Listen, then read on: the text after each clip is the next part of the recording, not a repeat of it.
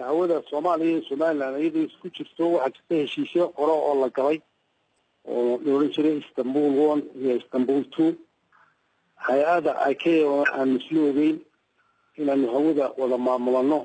oo magaranaysa qalabna la geeyay Muqdisho qalab kale xitaa halkan Hargeysa waa la keenayaa oo ICAO baa keenaysa oo la filayo inaan la dhamaystirayo December sida loogu qoray heshiisyada laakiin waxaa nasiib darro ah Soomaaliya iyadoonaan wada tashi iyo heshiis ka gelin inay keligood ku dhawaaqeen inay magaranaysa hawadii oo dhan la wareegeen taasna marna Somaliland ka raali noqon mayso hawadeeda inaan meel kale laga maamulo laakiin sida aad sheegtay horena waa u jireen wada hadallo u dhaxeeyay dawladda federaalka iyo Somaliland oo ku saabsan maamulka hawada maadaama hadda la soo wareejiyay soo arinta kama sii fududaba meeshii hore ay taagnayd maadaama waddan shisheeye markii hore ay waxaan gacanta ugu jireen hadda soo